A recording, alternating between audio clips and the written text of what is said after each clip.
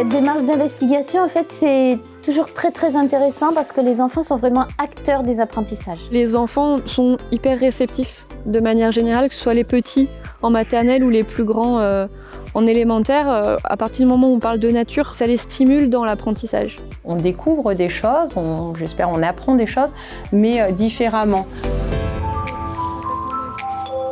Ces propositions qui sont faites aux écoles, qui travaillent avec le réseau éducation à l'environnement en Auvergne, qui va lui amener ses animateurs, ses associations qui interviennent auprès des classes.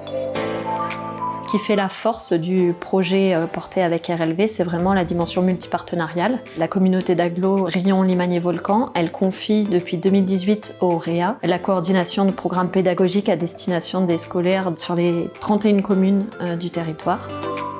Le contexte actuel prouve la nécessité et l'urgence de continuer à permettre aux jeunes générations d'aller dehors, de s'intéresser à leur environnement, de le comprendre et de se questionner sur la place de l'homme dans tout ça. On a des subventions même de l'Europe sur tous ces thèmes-là, mais en fait c'est une animation qui est totalement gratuite pour les écoles et les parents. C'est un franc succès et qu'on souhaite en fait poursuivre. On a des programmes de 3 ans. Ce programme s'arrête en 2021 et on compte le poursuivre bien évidemment pour les 3 années à venir. Ce qui s'est passé cette année, c'est qu'on a eu cette proposition de Rion, Limagne et Volcan. On nous proposait l'intervention de gens qualifiés pour nous aider à mettre en œuvre ces éléments du programme. Donc on a un petit peu sauté sur l'occasion et on les a rencontrés. Ils nous ont proposé différentes choses et nous, en fonction de ce qu'on voulait traiter, on a mis au point avec eux des interventions. L'école de Pulverrières, on a inscrit dans le projet d'école une démarche à l'éducation au développement durable, donc pour être labellisée école E3D. Dans ce cadre-là, on a un projet avec l'arboretum de la commune de Pulverrières qui se trouve juste à côté de l'école, que les enfants connaissent bien. Donc on avait besoin de quelqu'un qui nous apporte des connaissances, de plus spécialiste qu'on peut l'être en étant enseignant dans une classe. Donc RLV propose tous les ans des interventions avec des animateurs nature.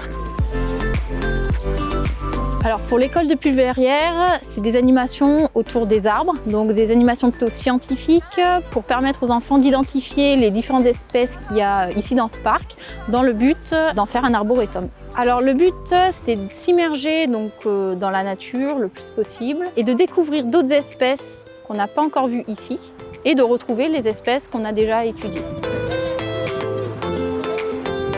Moi, ma programmation, je fais en fonction de ce que je vais faire en projet. Donc là, c'est vrai que mon thème de l'eau, je vais travailler vraiment sur l'année et j'ai inclus le travail avec RLV pour faire une petite partie de ce programme.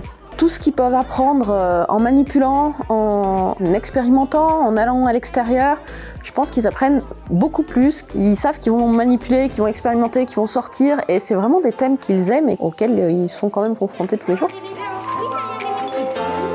L'idée, c'est d'être au maximum dans de la pédagogie active. Les approches qui sont favorisées, c'est les approches sensorielles, ludiques et scientifiques. On va dehors pour vraiment partir des découvertes de terrain dans la nature, pour ensuite faire émerger des questionnements et répondre aux questions que suscitent ces découvertes-là. Par une approche ou par un sujet particulier, on va aborder le fonctionnement de l'écosystème dans son intégralité, comment ça fonctionne de manière naturelle, quelle est la place de l'homme là-dedans et comment agir au mieux pour préserver son environnement.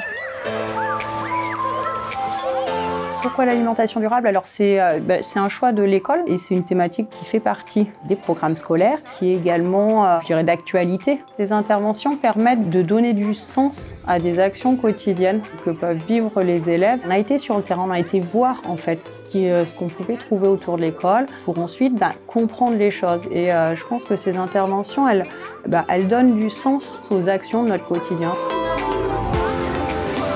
Généralement, on essaie quand même d'avoir des supports qui sont assez ludiques. Il faut que le public soit acteur, surtout les enfants qui ont besoin de toucher, d'être actifs. Et puis après, moi je pense que pour sensibiliser à l'environnement, le mieux c'est d'être dehors dans tous les cas.